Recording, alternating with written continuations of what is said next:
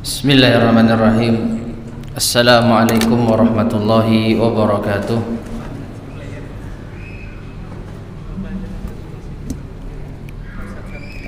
Innal hamdalillah nahmaduhu wa nasta'inuhu wa nastaghfiruh wa na'udzu billahi min shururi anfusina wa min sayyiati a'malina. من يهده الله فلا مضل له ومن يضلل فلا هادي له وأشهد أن لا إله إلا الله وحده لا شريك له وأشهد أن محمدا عبده ورسوله اللهم صل وسلم وبارك على نبينا محمد وعلى آله وأصحابه ومن تبعهم بإحسان إلى يوم الدين. أما بعد. Ma'asyiral muslimin rahimani wa rahimakumullah. Alhamdulillah, pada malam hari ini kita bisa melanjutkan kembali kajian kita membahas kitab Al-Mudzakkirah At-Ta'sisiyah fil Qawaidil Fiqhiyah yang disusun oleh Syekh Ali bin Tini Al-Fadhil hafizahullahu ta'ala. Dan sekarang kita berada pada pembahasan tentang tatbiqatul qaidah, penerapan qaidah. Qaidah yang pertama di antara al-qawaid al-kubra, kaidah-kaidah besar adalah al-umuru bimaqasidiha. Bagaimana contoh penerapan qaidahnya? Berkata al-muallif rahimahullah di halaman ke-15, bagi yang memiliki kitabnya silahkan. Man a'ta ghairahu malan, barang siapa yang memberikan kepada orang lain harta. Fa inna wat tabarru'a, jika ia meniatkan tabarru', kana hibatan, maka ini hukumnya hibah. Perlu kita ketahui ma'asyar muslimin rahimani wa rahimakumullah, pemberian sesuatu kepada orang lain itu secara garis besar ada dua macam. Yang pertama akadnya tabarru', yang kedua akadnya al-iwad atau al-muawadah. Tabarru' ini lebih bisa kita bahasakan dengan sederhana sosial. Jadi memberikan sesuatu tanpa ada gantinya, tanpa ada gantinya. Sedekah, hadiah, hibah, wakaf, ini semua adalah akad tabarru'at, pemberian tanpa adanya timbal balik.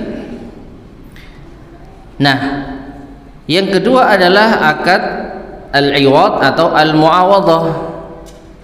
Seseorang memberikan sesuatu ada timbal baliknya, seperti jual beli, hutang piutang, jasa.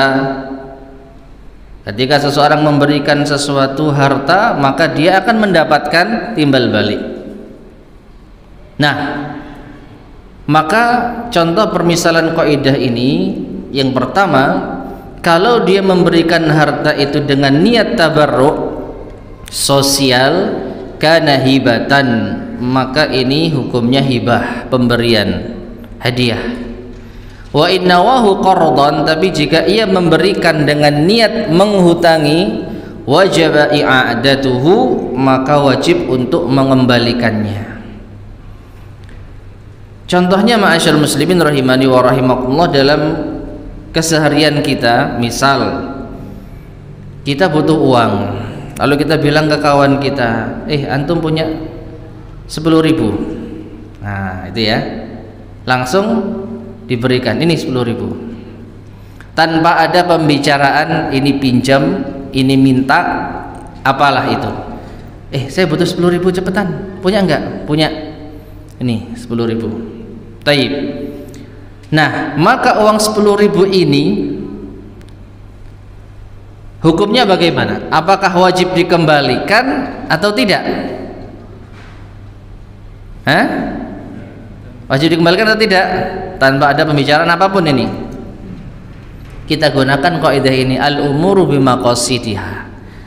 Segala sesuatu, segala perkara itu sesuai dengan maksud dan tujuannya.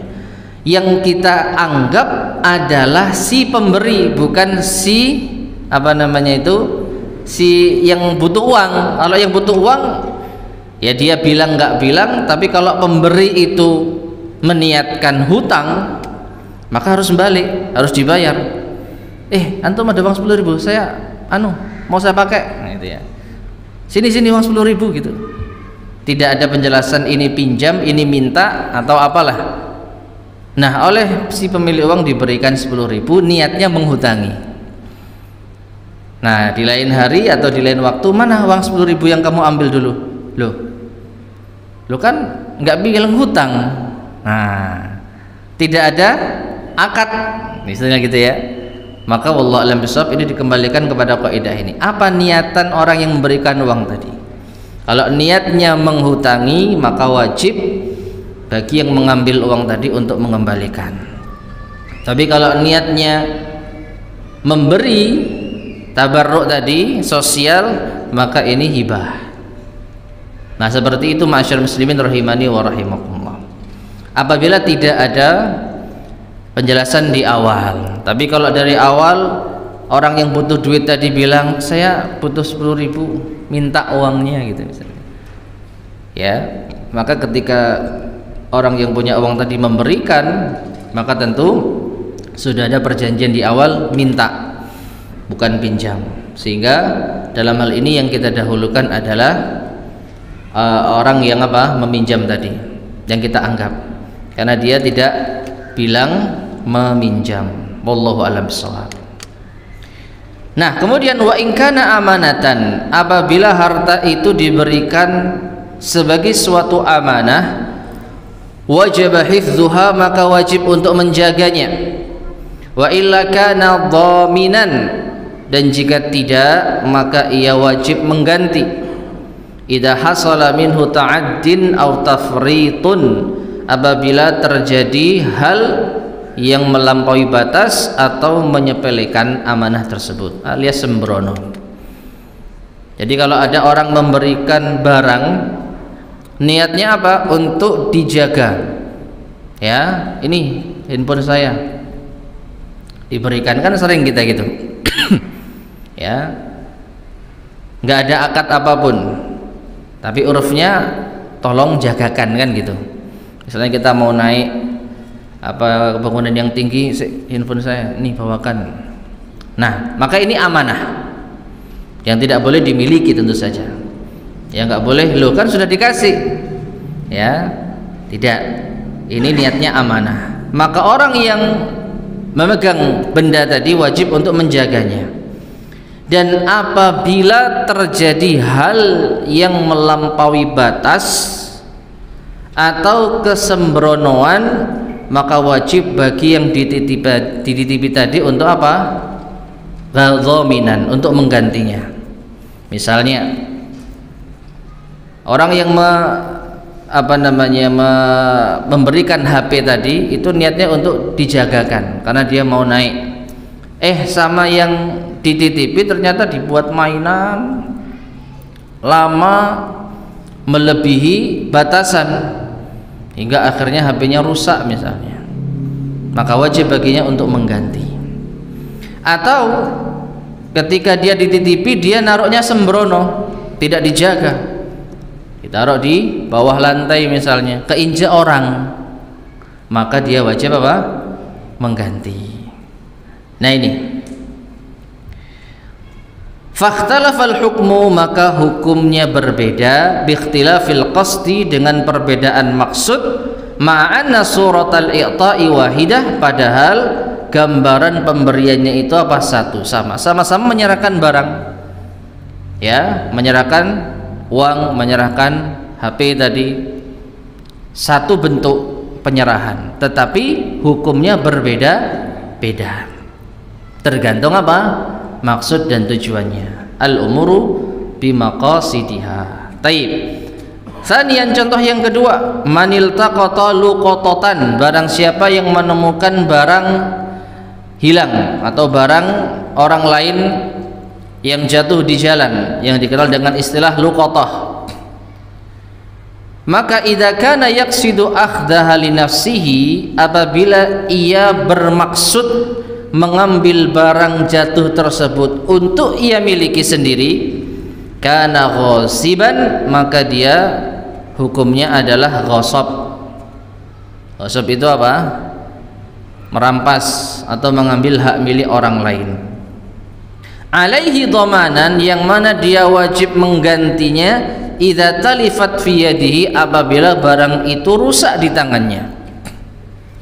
Wa in kana yanwi hifdhaha, namun apabila dia meniatkan untuk menjaganya, wa raddaha li sahibiha mata wajadahu, dan ia akan kembalikan kepada pemiliknya kalau ia jumpai, kana aminan, maka orang ini orang yang amanah. Fala yadmanuha, ia tidak mengganti idza halakat indahu, apabila barang tersebut rusak di sisinya, bila ta'addin minhu wala tafritun, tanpa adanya melampaui batas ataupun kesembronoan. Taib. Ini perlu untuk kita perhatikan dengan seksama ya, ma'asyar muslimin rahimani wa rahimakumullah. Orang yang menemukan barang, anggaplah itu uang, 1 juta. Uang 1 juta kira-kira dicari Kak kalau hilang? Kita cari. Maka dia insya Allah masuk dalam hukum luqatah, barang temuan. Nah, ketika dia mengambil uang 1 juta tadi, apa niatnya? Nah ini, apa niatnya? Kalau dia niatnya pingin memiliki, nemu uang lumayan, nah gitu ya, maka apapun yang terjadi pada uang itu wajib untuk dia ganti kalau dituntut oleh pemiliknya. Ternyata pemiliknya ngecek lewat CCTV, diambil si fulan, didatangilah si fulan, mana uang saya 1 juta jatuh, kamu ambil. Maka dia harus mengembalikannya, meskipun barang itu mungkin rusak karena jatuh nggak sengaja. Afan, dia tak ambil memang, tapi jatuh di jalan, jujur dia. Atau afan, saat saya ambil, saya masukkan ke dalam tas, kemudian tas saya yang hilang sekarang, ya. Atau afan, uangnya terbakar atau apalah itu, pokoknya bencana yang di luar kemampuan dirinya. Maka nggak peduli kalau anda niatnya mengambil uang itu untuk dimiliki sendiri, wajib mengganti. Baik barang itu rusak karena kecerobohan atau karena hal yang tidak bisa dihindari seperti bencana dan lain sebagainya. Lain halnya apabila dia mengambil barang tersebut niatnya untuk disimpan. Wah, uang siapa ya ini? Kasihan rek, hilang uang 1 juta, saya ambil, saya amankan. Nanti kalau saya menemui pemiliknya, saya kembalikan. Niatnya seperti itu. Maka ketika terjadi sesuatu dengan uang tersebut yang bukan karena kesembronoan dan kesalahannya, dia tidak wajib ganti. Dalam hal ini tentu saja butuh kejujuran. Maka hadis innamal a'malu binniyat al umuru bimaqasidiha benar-benar harus ada di dalam hati seorang muslim. Karena orang nggak tahu. Si pemilik barang, si pemilik uang taunya pengakuan siapa? Orang yang menemukan tadi. Ya, maunya dimiliki tapi karena ketahuan akhirnya ngomong, "Iya, saya yang nemukan. Cuman afwan, ternyata qadarullah, ana juga kena musibah, uangnya jatuh, uangnya hilang, tas saya juga hilang." Maka nggak peduli kalau anda niatnya dari awal untuk memiliki, maka anda bertanggung jawab di hadapan Allah untuk mengembalikannya, karena anda adalah apa tadi? Ghasib.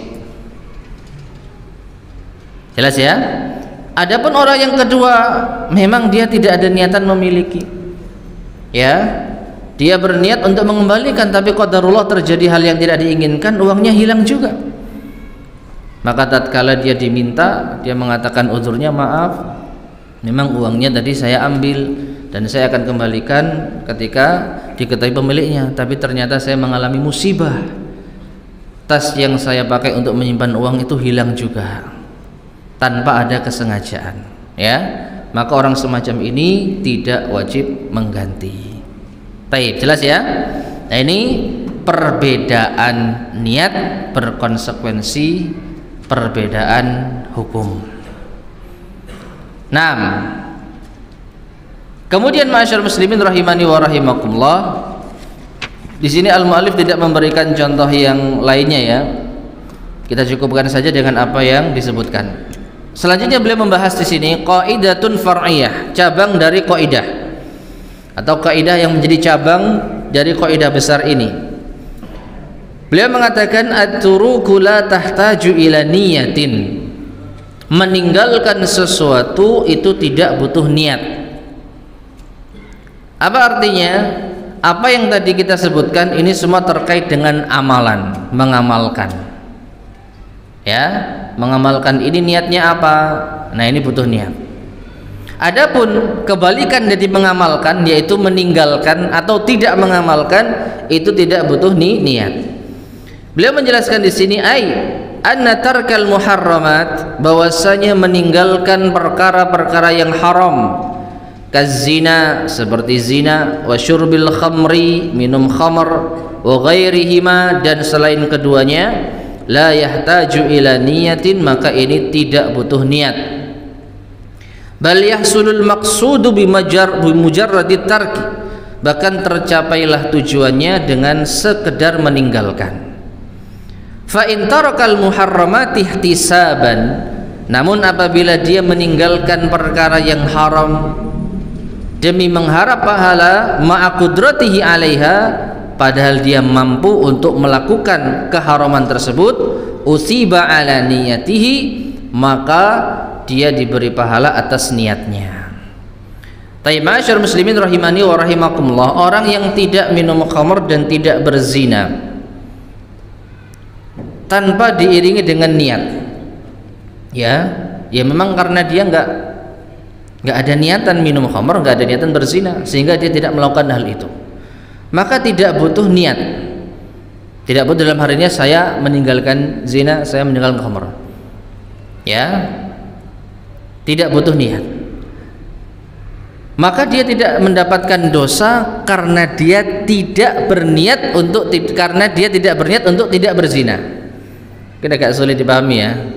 Ini kaitannya dengan apakah dia berdosa karena nggak niat meninggalkan zina? Jawabannya tidak. Dia nggak berdosa. Meskipun apakah dia berpahala? Ini pembahasan lain. Ya, yang kita kenal dengan istilah takwa. Di antara makna takwa adalah tarku ma'asillah ala nurim minallah makhafata iqabillah, meninggalkan maksiat di atas cahaya petunjuk dari Allah dan karena takut akan sisa Allah. Ini takwa. Tatkala dia meninggalkan maksiat padahal dia mampu melakukannya dan berharap ya pahala, maka dia mendapatkan pahala karena niatnya. Tetapi orang yang tidak berniat untuk meninggalkan zina dan dia juga nggak ngamalkan zina, maka dia tidak dapat pahala dan juga tidak berdosa. Ya, jadi pembahasan yang pertama tadi sekedar meninggalkan zina yang nggak dosa meskipun dia tidak niat, tidak ada niatan. Namun apabila dia berniat meninggalkan zina padahal dia mampu melakukannya karena takut Allah Subhanahu wa taala, maka dia mendapatkan pahala karena niatnya, tidak dapat dosa dan dapat pahala. Adapun orang yang pertama tidak dapat dosa dan tidak dapat pahala. Nah, seperti itu. Ini contohnya ya. Nah, kemudian amsilatuha, diberikan lagi contoh oleh al-muallif hafizahullah, izalatun najasah. Ya, cabang kaidah at-turuku la tahtaju ila niyah, meninggalkan sesuatu tidak butuh niat. Contohnya adalah izalatun najasah, menghilangkan najis. Menghilangkan najis. Ini tidak butuh niat. Li'anal matluba at-tanazzuhu anha mutlaqan fi sholati wa ghairiha. Karena yang dituntut itu mensucikan diri dari najis secara mutlak, baik di dalam sholat atau di selainnya. Walidzalik, oleh karena itu, idza nazalal matar, apabila turun hujan, fa asaba thiyabahu, sehingga air hujan itu mengenai pakaiannya, wa azalan najasata, dan menghilangkan najisnya, sahhat salatuhu, salatnya sah. Li'annal izalata tarkun, karena meninggalkan atau karena menghilangkan sesuatu itu adalah tarkun, meninggalkan. Fala tahtaju ila niyah, maka tidak butuh niat. Taib. Contohnya ini, ma'asyarul muslimin rahimani wa rahimakumullah, orang yang tahu di dalam pakaiannya itu ada najis. Di dalam pakaiannya ada najis. Dan dia belum sempat untuk mensucikannya dari najis. Tapi dia faham, ingat, ternyata turun hujan. Yang dengan hujan itu yang ada di dalam benaknya, segera pulang misalnya. Nggak ada niatan sama sekali kalau air hujan ini bisa dimanfaatkan untuk apa? Menghilangkan najis. Perhatikan ya. Kalau ada niatan seperti itu ya malah mantap lagi. Tapi kalau nggak ada niatan, ya pokoknya dia ingin segera sampai di rumah karena khawatir hujannya terlalu lebat, tapi qadarullah akhirnya tidak terhindarkan, dia kehujanan basah kuyup. Ketika sampai di rumah, maka pakaiannya tadi otomatis suci, meskipun dia tidak berniat menghilangkan najis dengan air hujan tadi. Sehingga kalaupun dia mau sholat pakai pakaian itu langsung sah sholatnya. Ya, boleh nggak sholat pakai pakaian yang basah? Wallahu alam, setahu saya nggak ada larangan ya. Selama menutup aurat, suci, maka boleh. Nah seperti itu ya. Atau contoh yang lain adalah seseorang yang tidak sengaja mencuci pakaiannya ya. Ya tadi misalnya dia tahu di dalam pakaiannya ada najis, dan dia niat nanti kalau sempat akan dicuci, akan dihilangkan najisnya. Namun qadarullah saat dia melakukan aktivitas tertentu nggak sengaja dia mencuci bagian yang terkena najis. Ya, tidak sengaja, tidak berniat. Setelah itu dipikir-pikir, loh iya, tadi kan ini ada najisnya, tapi tadi sudah kena air, sudah hilang bekasnya, maka otomatis suci. Ya. Maka seperti ini tidak butuh niat, karena yang paling utama adalah bagaimana agar najis itu hilang. Caranya bagaimana tidak masalah. Qala al-Baghawi, al-Imam al-Baghawi berkata, wattafaqu, mereka para ulama bersepakat, ala anna izalatan najasah, bahwasanya menghilangkan najis la taftaqiru ila niyah, tidak butuh kepada niat. Lianna tariqaha tarkul mahjur, karena jalan yang ditempuh adalah meninggalkan yang dilarang. Ya, meninggalkan yang dilarang. Artinya apa? Yang dilarang ketika seseorang mau sholat itu apabila ada najis. Apabila ada najis. Ya. Dan ini disebutkan oleh para ulama kita tentang pembahasan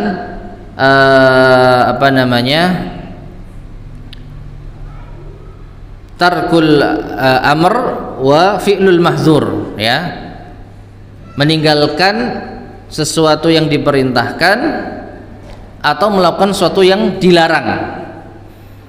Ini ada pembahasan tersendiri yang dijelaskan oleh para ulama kita. Di antara dua maksiat ini, meninggalkan sesuatu yang dilarang, meninggalkan sesuatu yang diperintahkan dengan melakukan sesuatu yang dilarang, itu lebih berat mana?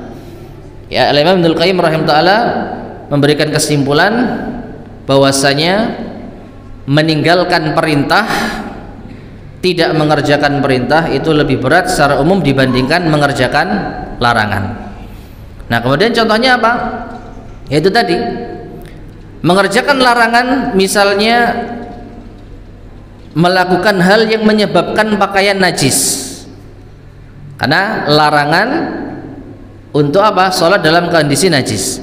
Sedangkan mengerjakan perintah contohnya adalah ketika seorang diperintah untuk sholat wajib, maka orang yang tidak mengerjakan sholat lebih berat dibandingkan dengan orang yang sholat tapi membawa najis. Karena apa? Membawa najis di dalam sholat adalah hal yang dilarang. Nah, ketika orang menghilangkan najis di dalam pakaiannya, maka berarti dia adalah tarkul mahjur, meninggalkan sesuatu yang dilarang. Maka seperti ini tidak butuh niat. Fala taftaqiru ila niyati qiyasan, maka tidak butuh niat sebagai kias ala tarkil maharim, untuk meninggalkan perkara-perkara yang haram. Taib. Contoh berikutnya ada udduyun, membayar hutang. Membayar hutang ini tidak butuh niat. Orang bayar hutang tidak butuh niat. Li'annal matluba al-wafa'u, karena yang dituntut itu adalah melunasi. Wa adamu isghali dhimmati biha, dan tidak menyibukkan diri dengan tanggungan. Artinya semakin cepat tanggungan itu diselesaikan semakin baik. Yang paling penting ini terbayarkan. Sehingga faida addaha ghairuhu, apabila hutang itu dibayarkan oleh orang lain, anhu atas dirinya, bari'at zimmatuhu, maka terbebaslah dia dari tanggungan. A punya utang ke B, yang bayar C, lunas, maka A tidak punya tanggungan lagi dengan si B. Meskipun A tidak niat bayar hutangnya, meskipun A tidak dikabari, dalam pikiran, waduh saya masih punya utang, saya masih punya utang, dia merasa bersalah. Ternyata utangnya secara diam-diam sudah dibayar sama si C. C bilang ke B, hutangnya A saya bayar, lunas ya, lunas. Maka perasaan A bersalah karena nggak bisa bayar hutang sampai nanti meninggal dunia, dia tidak akan mendapatkan dosa. Dia tidak akan dihisab karena hutangnya sudah lunas. Ya, karena yang terpenting dari hutang itu adalah menghilangkan beban tanggungan. Bagaimanapun caranya, maka tidak butuh niat. Nah ini ma'asyar muslimin rahimani wa rahimakumullah, di antara cabang kaidah dari al-umuru bi maqasidiha. Selanjutnya beliau membahas tentang istisnaatul qaidah. Istisnaat yaitu pengecualian kaidah. Dan ini ma'asyar muslimin rahimani wa rahimakumullah adalah hal yang masyhur ya. Bagaimanapun kaidah itu telah disepakati, telah ditetapkan bersama, tetap saja ada pengecualian.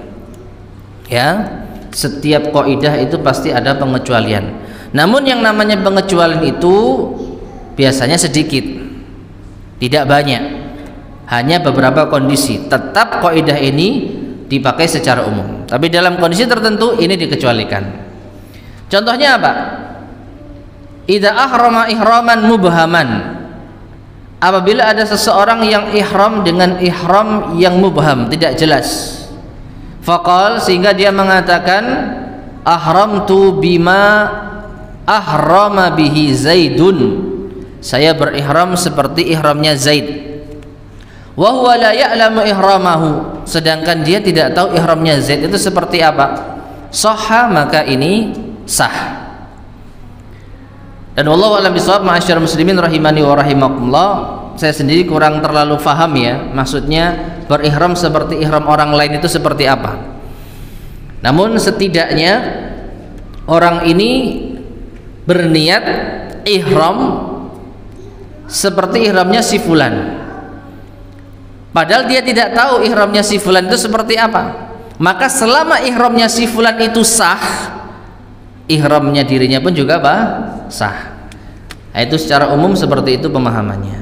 Kemudian beliau membawakan riwayat li'anna Aliyan radhiyallahu anhu, karena Ali bin Abi Thalib radhiyallahu anhu ahrama bima ahrama bihi Rasulullah sallallahu alaihi wasallam, pernah berihram sebagaimana ihramnya Rasulullah sallallahu alaihi wasallam. Wa huwa la ya'lamuhu, sedangkan Ali tidak tahu bagaimana ihramnya Nabi. Wa sahahan Nabi sallallahu alaihi wasallam ihramahu, dan Nabi sallallahu alaihi wasallam membenarkan ihramnya Ali tersebut. Wallahu alam, saya juga belum pernah membaca riwayat ini ya. Lakin la budda an yuhaddida ihramahu qabla syuru'i fit tawaf, tetapi dia harus menentukan ihramnya sebelum memulai tawaf. Nah ini juga sama, yang namanya ihram itu wallahu alam bisawab ya harusnya sebelum masuk miqat. Entah ini di sini kok disebutkan sebelum tawaf. Taib. Wallahu alam, mungkin nanti bisa dibahas atau ditanyakan kepada asatidzah yang lain. Nah, yang kedua, contoh pengecualian kaidah. Idza talaqa hazilan, ketika seorang suami mentalak istrinya bercanda. Tidak niat artinya. Ya. Niat itu menunjukkan apa? Kesungguhan, keseriusan. Tapi kalau bercanda itu menunjukkan apa?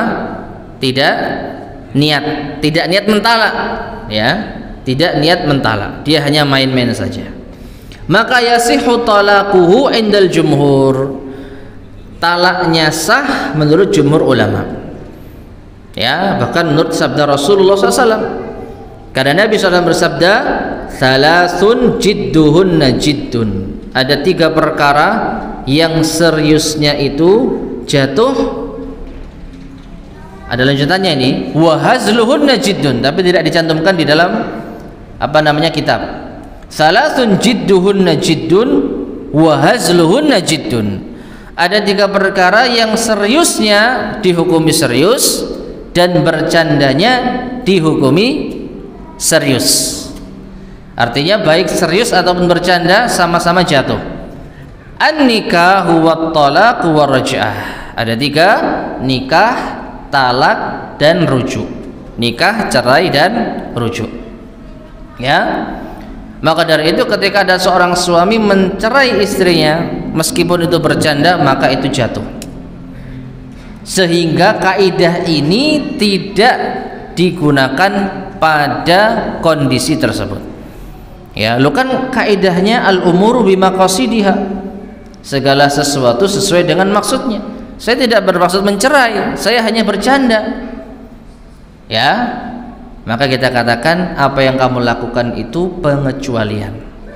Kaidah al-umuru bimaqasidiha tidak berlaku pada kasus Anda. Pada kasus Anda berlaku sabda Rasulullah sallallahu alaihi wasallam. 3 perkara yang apabila bercanda tetap dihukumi serius. Nah, mengapa demikian? Hatta la yakuna aqdun nikahi wal alfadhu syar'iyyatu urdatan litala'ubi wal abaz. Ini semua agar akad nikah dan lafaz-lafaz syar'i tidak dijadikan ajang untuk bermain-main dan disia-siakan. Ya, artinya apa? Yang namanya talak, rujuk, nikah ini lafaz syar'i. Ada konsekuensi hukumnya ketika seseorang mengucapkannya. Nikah misalnya ketika seorang wali mengatakan angkah tuka, dijawab oleh apa namanya calon mempelai qabiltu nikaha, maka ada hukum yang akan menjadi konsekuensinya. Halal hubungan suami istri, ya, saling mewarisi kalau meninggal dunia, wajib menafkahi. Ini nggak main-main, ya. Sehingga kalau ada yang mempermainkan akad nikah, ada orang tua yang mengatakan kepada kawannya bercanda, ya, angkah tuka bibinti misalnya, lalu dijawab langsung qabiltu, sah, ya, sah. Nah, maka supaya ini tidak dijadikan main-main, Rasulullah mengatakan SAW, bercandanya pun apa? Jatuh serius. Nah, seperti itu. Demikian pula apa? Talak tadi, cerai. Agar seorang suami tidak bermudah-mudahan mengatakan cerai, maka hukumnya diketati. Taib, yang ketiga, idza a'taqa abdahu aw amatahu hazilan waqa'al itqu. Apabila ada seorang yang memiliki budak lalu dia bebaskan budaknya, baik budak laki-laki atau wanita, namun dia bercanda, maka waqa'al idku, tetap jatuh bebas budak tersebut. Ya, ini bahasa kita zaman sekarang ngeprank gitu ya. Ya, kamu bebas, tapi bohong misalnya gitu. Ya, ini bercanda, tetap jatuh apa? Bebas. Ya, kamu bebas, tapi saya cuma bercanda misalnya. Maka menurut al-mu'allif di sini berdasarkan pengecualian kaidah ini tetap jatuh. Maka budak tadi bebas. Nadharan litashawufi syari' lil idqi, melihat karena syariat kita ini menganjurkan membebaskan budak, wal hurriyah, dan kebebasan, kemerdekaan. Fa aqarraha syari'u li adna sababin, maka syariat kita ini menetapkannya meskipun dengan sebab yang sepele. Ya, artinya apa? Jangan main-main kalau membebaskan budak. Kamu bercanda saja, menurut syariat ini sudah jatuh hukumnya. Nah, itu contoh yang ketiga. Yang keempat, termasuk diantara pengecualian kaidah, idza kana alaihi shaumun wajibun, apabila ada seseorang yang memiliki tanggungan puasa wajib, wa nasiya, namun dia lupa. Hal huwa qada'u Ramadan, puasa wajib yang menjadi tanggungannya apakah qada' bulan Ramadan, au kafarah, atau membayar kafarah, am siyamu nadrin, atau puasa nazar. Bisa dipahami? Jadi ada orang lupa yang mana dia punya tanggungan, ya, punya tanggungan puasa. Saya ini punya utang puasa, ada puasa yang belum saya tunaikan, tapi saya lupa ya, ini puasa Ramadan atau puasa bayar nadar atau puasa bayar kafarah. Seingat saya cuma sehari kok, tapi saya lupa ini apa. Kalau dia lupa berarti dia tidak bisa berniat kan? Niat bayar puasa Ramadan, niat bayar nadar, niat bayar kafarah. Kalau dia tidak bisa berniat berarti apa? Ini puasa apa? Nggak jelas. Maka dikecualikan. Niat berpuasa dalam kondisi seperti ini tidak diperlukan. Ya, fa innahu yaqdihi, cukup dia menunaikan puasa tersebut biniyati shaumil wajib, dengan niat puasa wajib. Wajibnya apa? Lupa. Ya, yujzi'uhu, maka ini sudah mencukupinya. Jadi jelas ya ma'asyiral muslimin rahimani wa rahimakumullah, kalau ada kejadian seperti itu maka yang penting ditunaikan puasanya. Terlepas dari ini puasa apa sebenarnya, maka insya Allah tidak masalah. Nah, ada adzan. Fadhal adzan dulu.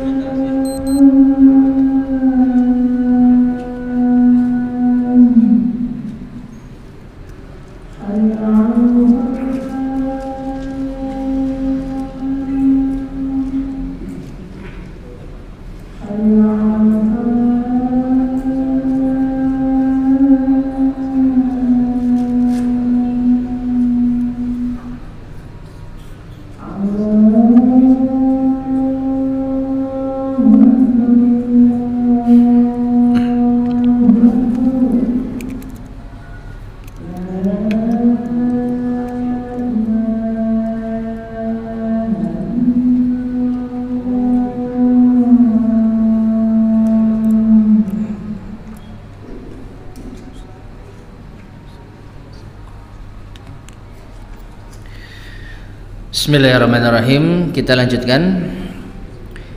Contoh yang terakhir yang dibawakan oleh al-muallif, pengecualian kaidah al-umuru bimaqasidiha,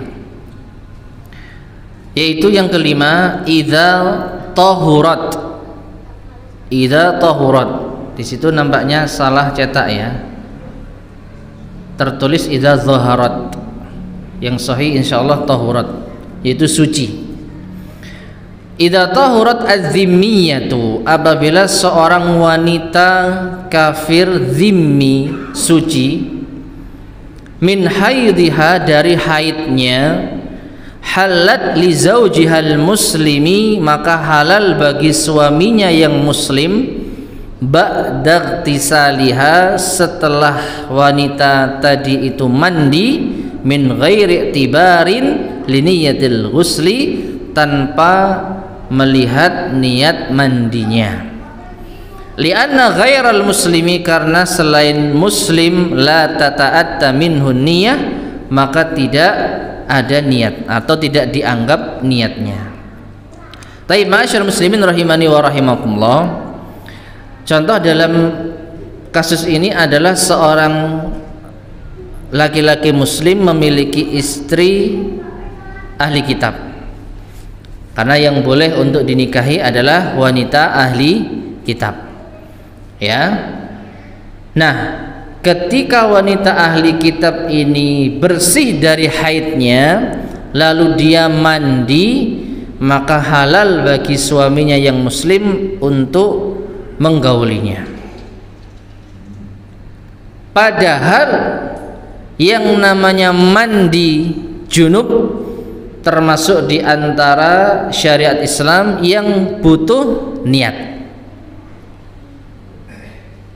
Butuh niat gak mandi? Butuh. Antum kalau mandi tidak niat, ya, maka hati-hati. Habis jima, pokoknya mandi saja, nggak ada niat untuk janabah, ya, maka wallahu a'lam bishawab, tidak sah mandinya. Ya, karena rukun dari mandi janabah itu dua. Yang pertama niat, yang kedua mengalirkan air ke seluruh tubuh.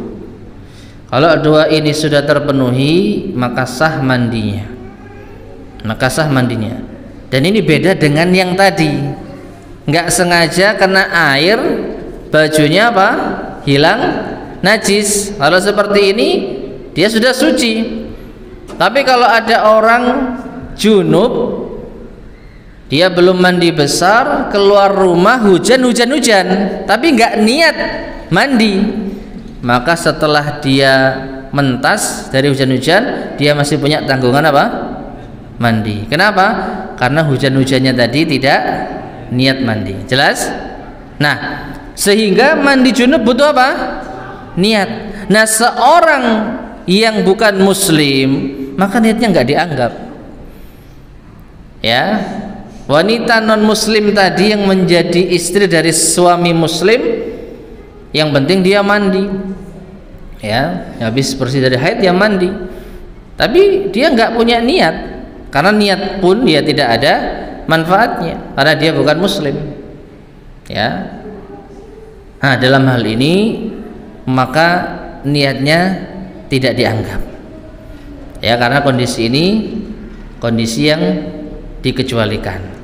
Li'anna ghairal muslim la tata'atta minhu niyah, karena selain muslim tidak diperhitungkan niatnya. Ya, sehingga yang penting sudah mandi, maka halal bagi suaminya untuk menggaulinya. Nah, ini ma'asyar muslimin rahimani wa rahimakumullah, contoh yang dibawakan oleh al-muallif tentang pengecualian kaidah. Saya tambahkan lagi dua contoh yang ini pernah disampaikan oleh Ustadzuna Ahmad Sabiq di dalam kitabnya yang sudah kita bahas untuk murajaah. yaitu orang yang berniat untuk memiliki harta dari ayahnya sehingga dia membunuhnya. Jadi anak membunuh orang tuanya supaya bisa mendapatkan harta warisan lebih cepat. Kok nggak mati-mati gitu ya, saya butuh duit, nah saya bunuhlah biar hartanya segera berpindah ke saya. Innamal a'malu binniyat. Niatnya apa? Supaya dapat harta. Maka orang semacam ini tidak mendapatkan sesuai dengan niatnya. Kenapa? Karena Rasulullah SAW bersabda, la yarisul qatilu al-maqtula. Orang yang membunuh tidak berhak mendapatkan warisan dari orang yang dibunuhnya. Ya. Jadi niatnya apa? Gagal. Niatnya tidak akan tidak bisa menjadikan dia mendapatkan harta warisan. Ya, justru dia apa? Dihukum dengan kebalikannya. Ini contoh yang pertama. Contoh yang kedua adalah seorang wanita atau seorang suami yang menceraikan istrinya menjelang kematiannya, menjelang kematian suami. Ya, suaminya ini kaya raya. Dia tidak mau mewariskan harta untuk istrinya. Akhirnya istrinya dicerai. Kalau sudah cerai, kalau cerainya benar ya, maka sudah putus. Ketika suami meninggal dunia, maka mantan istri tidak berhak mendapatkan warisan. Ini kalau cerainya benar. Tapi kalau cerainya karena niatan seperti itu, maka niatnya tidak dikabulkan. Alias apa? Mantan istrinya tetap berhak mendapatkan harta warisan dari mantan suaminya, karena dia menceraikan istri niatnya agar istri tidak mendapatkan harta warisannya. Nah, dalam perkara ini ma'asyiral muslimin rahimani wa rahimakumullah, sesuai dengan kaidah fikih yang lain, man istajala syai'an qabla awani uqiba bihirmani. Barang siapa yang terburu-buru untuk meraih sesuatu yang belum waktunya, maka ia dihukum dengan kebalikannya.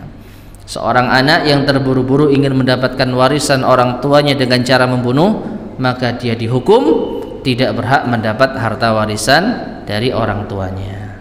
Wallahu ta'ala alam bissawab. Nah, jadi ini diantara contoh-contoh pengecualian dari kaidah al-umuru bimaqasidiha. Insyaallah kita akan lanjutkan. Pembahasan berikutnya adalah at-tasyriku fin niyah, yaitu menggabungkan niat biidznillah subhanahu wa ta'ala. Baik, ma'asyiral muslimin rahimani wa rahimakumullah, sampai sini barangkali ada yang ditanyakan. Tafadhol, silakan.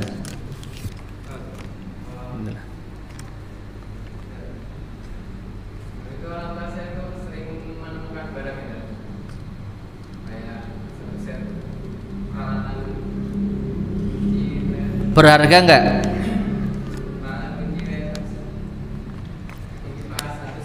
Lah ya, berharga enggak itu? Berarti dugaan kuat itu dicari enggak sama pemiliknya?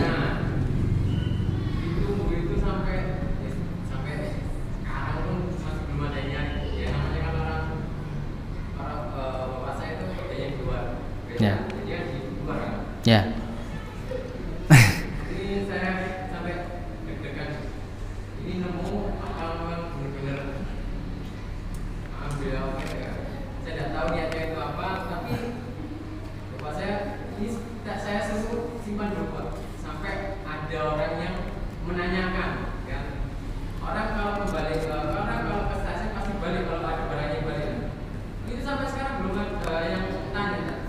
Barangnya rusak enggak?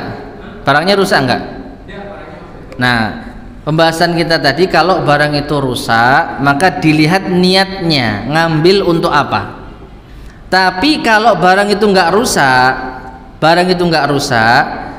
maka sekarang niatkan untuk dikembalikan apabila ketemu dengan orangnya. Alias begini, niat awalnya mungkin ingin memiliki, misalnya apik rek tak baik, tapi antum tegur, Pak ini punya orang lain. Ya, kemudian ya sudahlah, akhirnya apa? Dikasihkan kalau ada orang yang datang. Nah, seperti itu tidak ada masalah. Nah, kemudian ini pembahasan tentang luqathah sebenarnya ya. Ini ada perinciannya. Seharusnya yang dilakukan adalah diumumkan selama setahun. Barang hilang itu diumumkan selama setahun. Entah gimana caranya, nulis pengumuman atau apa. Nah, ketika sudah lebih dari setahun tidak ada yang datang, maka baru boleh untuk dimiliki.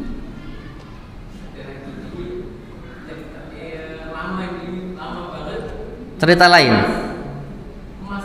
Cerita lain. Nah. Diumumin nggak? Diumumin nggak? Hah? Ah. Ah. Di. Ah. Terus?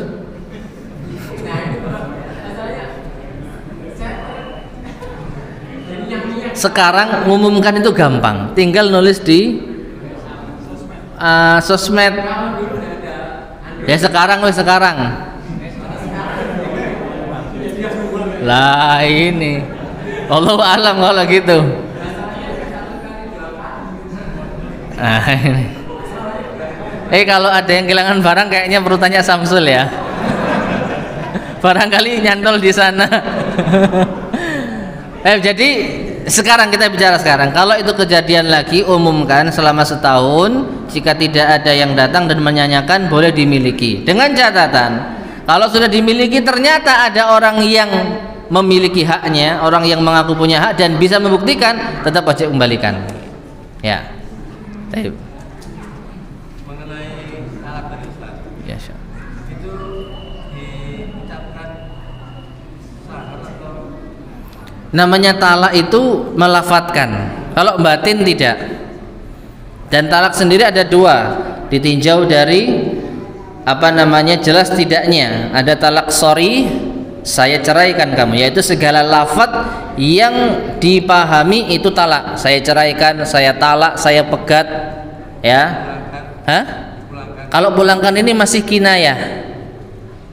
Wallahu a'lam masih kinayah, ya, kiasan. Sehingga kalau kiasan maka perlu ditanyakan, maksudmu aku mbok mulih nopo mas? Kalau bulet aja berarti dia berarti belum niat ya.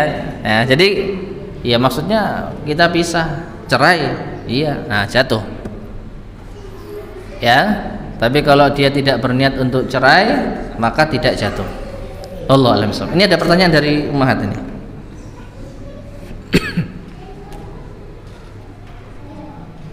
Seorang nenek dengan banyak cucu mendengar salah satu cucunya ingin beli rumah tapi uangnya kurang. Lalu nenek ini memberikan uangnya sampai akhirnya si cucu bisa beli rumah tanpa ada akad apapun di awal. Ternyata nenek punya maksud agar si cucu tiap bulan bisa memberi nenek sejumlah uang dengan maksud agar bisa gantian untuk memberikan uang pada cucu yang lain. Tapi hal ini tidak diungkapkan di akad awal. Sepertinya kalau tahu di awal si cucu ini tak akan mau menerima uang nenek. Kalau cucunya tahu neneknya ini ternyata ngutangi, maka cucunya tidak mau menerima uang tersebut. Bagaimana hukumnya bila cucu tidak bisa memberikan uang rutin seperti yang diinginkan nenek? Salahkah bila ana sarankan nenek agar mengikhlaskan saja, anggap saja memberi hadiah pada cucu, tapi nenek takut cucu yang lain bisa iri. Wallahu a'lam bishawab. Kalau saya pribadi justru menyarankan agar si cucu ini yang mengembalikan uang neneknya, ya, meskipun neneknya tidak mengungkapkan ini minjami. Bahasa nenek supaya nanti uang ini bisa diberikan ke cucu yang lain, maksudnya ya uang ini kembali sehingga nenek bisa melakukan untuk cucu yang lain. Nah begitu seterusnya, berarti dipahami nenek ini niatnya apa? Menghutangi. Ya, dan ini sesuai dengan apa yang tadi kita sampaikan. Maka saran saya, cucu tersebut bilang ke nenek, ya sudah nek, kalau nenek menganggap itu hutang, saya jual rumahnya. Wani-wanian. Waduh, ojo wis. Nanti kalau neneknya, jangan dong saya ngasih buat kamu. Ya, tapi saya tidak bisa bayar nek. Saya nggak bisa bayar hutang, saya nanti takut di akhirat.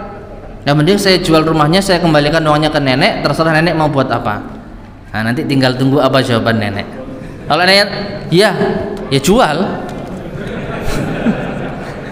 Ya, berarti neneknya lebih kendel gitu ya. Ya, si cucu kalah mental. Ya, jelas ya. Jadi innamal amalu binniyat al umuru bimaqasidiha. Neneknya meniatkan hutang, maka cucunya wajib bayar utang. Allahu a'lam bishawab. Kita akhiri, semoga bermanfaat. Subhanakallahumma bihamdika asyhadu an la ilaha illa anta astaghfiruka wa atubu ilaik. Walhamdulillahirabbil alamin. Assalamualaikum warahmatullahi wabarakatuh.